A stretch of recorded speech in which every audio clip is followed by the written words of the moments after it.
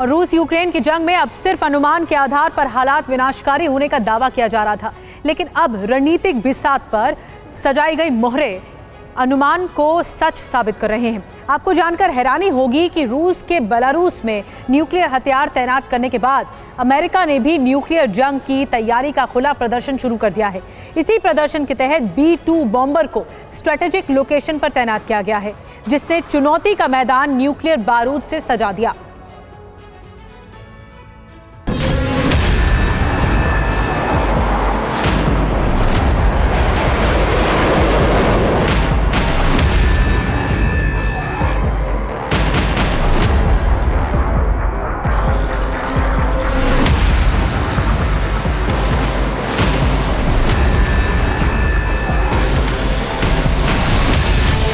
Keflavik Air Base, Iceland.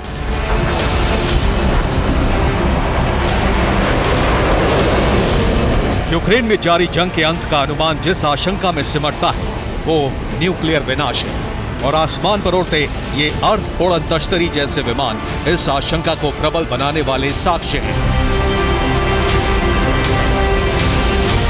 जिनकी landing हुई है आइसलैंड के कैप्लेविक एयरपोर्ट पर।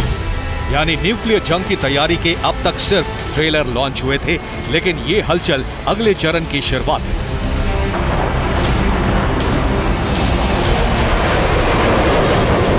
ये विनाशकारी उड़न दस्ते हैं अमेरिका के B-2 स्टेल्थ बॉम्बर, जिन्हें उस बेस पर उतारा गया है जहां से विश्व युद्ध की शुरुआत के लिए न्यूक्लियर तबाही का अलर्ट जारी होता है।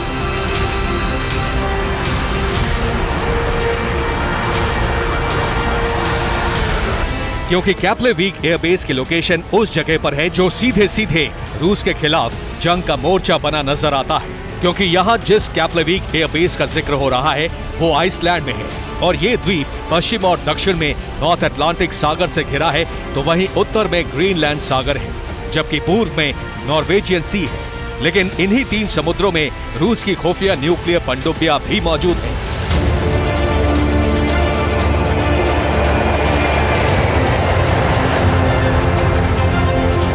इसके अलावा कैप्लेविक एयरबेस पर अमेरिका के कई घातक प्लेन पहले से मौजूद हैं, जिन्हें पूर्वी सीमा वाले बेस पर तैनात किया गया है। लेकिन उन घातक प्लेन्स को बैक सपोर्ट देने के लिए अब पश्चिमी कैप्लेविक एयरबेस पर B-2 स्टेल्थ बॉम्बर तैनात कर दिए गए हैं। कहने का मतलब यह है कि पूरा आइसलैंड द्वीप अमेरिकन विनाशकारी दस्ते का बेस बन गया है, जहां रूस पर हमले के लिए एक बड़ी सेना और हथियार तैनात कर दिए गए हैं।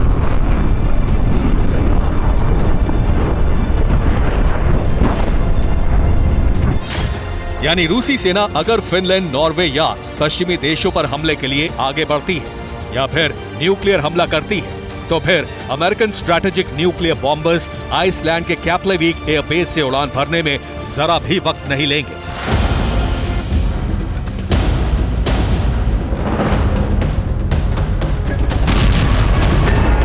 इसका मतलब साफ है कि न्यूक्लियर तैयारी का दौर अब बड़े पैमाने पर शुरू हो चुका है, जिसकी शुरुआत बेलारूस में तैनाती के साथ भले ही रूस ने की हो, लेकिन इसमें नेटो भी अब पीछे नहीं है। अब हो सकता है कि ये तैयारी रूस की बढ़ती आक्रामकता को देखकर ही की जा रही हो। रूस ने नेटो के खिलाफ अपने न्यूक्लियर मिशन की शुरुआत बेलारूस से की है, लेकिन रूस वहीं नहीं थमा, बल्कि उन सभी साइट्स को एक्टिव कर दिया जहां जहां न्यूक्लियर ट्रिगर मौजूद है।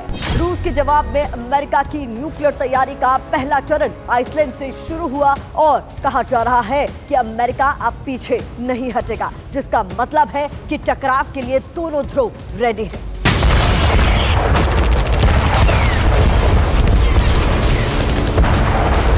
ऐसा इसलिए भी कहा जा सकता है क्योंकि पिछले कुछ दिनों में रूस ने न्यूक्लियर जंग के हिसाब से ही तैयारी की है। इसमें एक लेटेस्ट तैयारी ये है कि रूस ने अपनी यार्स इंटरकॉन्टिनेंटल बैलिस्टिक मिसाइल की जगह टोपोल इंटरकॉन्टिनेंटल बैलिस्टिक मिसाइल की तैनाती बढ़ा दी है।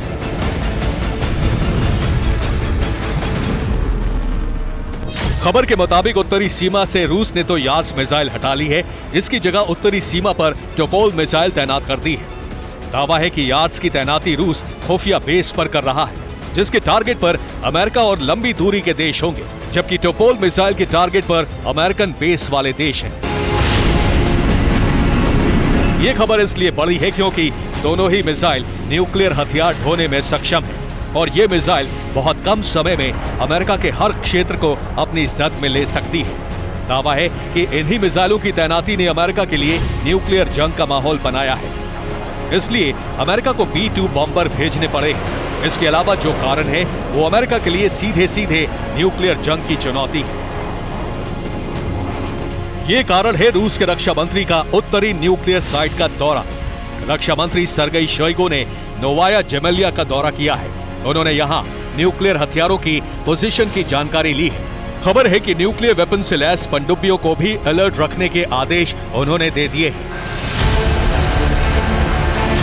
यानी काला सागर, बैरन सागर और आर्कटिक सागर के बेस को न्यूक्लियर वॉर के लिए एक्टिव कर दिया गया है, जिसका प्रमाण रक्षा मंत्री सर्गेई शोइगु का दौरा है। अमेरिका के B-2 बॉम्बर्स की रूस को टारगेट बनाकर की गई तैनाती है और रूस के विदेश मंत्री सर्गेई लावरोव का वो बयान भी है जो उन्होंने एक पत्रिका को साक्षात्कार के दौरान दिया है। उनके मुताबिक न्यूक्लियर हथियार का होना रूस को खतरे से बचाता है। एटमी हथियार न्यूक्लियर शक्तियों से टकराव रोकते हैं। यही हथियार पश्चिम को रूस की ताकत का एहसास कराते हैं।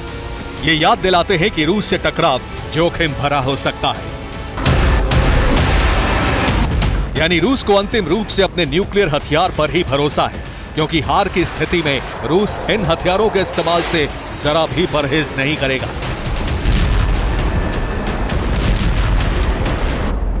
हलचल बता रही है कि न्यूक्लियर जंग का बिगुल बज चुका है। आर्कटिक के वॉर जोन में एक तरह से न्यूक्लियर जंग के लिए तैनाती पूरी हो चुकी है। हालांकि हमले की स्थिति अभी साफ नहीं है, लेकिन इतना तय है कि रूस बनाम अमेरिका की जंग के लिए एक भी कदम भारी पड़ने वाला है। यानी नॉर्वे और फिनलैंड के बाद अगर स्वीडन को भी नेटो सदस्यता देता है तो फिर न्यूक्लियर हमला हो जाएगा। और ये संकेत तैनाती के आधार पर नहीं बल्कि तैयारी के आधार पर मिल रहे हैं, क्योंकि एक तरफ रूस में न्यूक्लियर मोर्चा डायरेक्ट रक्षा मंत्री शोइगु संभाल रहे हैं, तो दूसरी तरफ अमेरिका से आइसलैंड पहुंचे बॉम्बर्स की स्क्वाड्रन का नेतृत्व खुद लेफ्टिनेंट कर्नल एंड्रयू कुसगार्ड कर रहे हैं, जो वॉर जोन के माहिर खिलाड़ी माने जाते हैं। Bureau report, TV9 Bharatvarsh.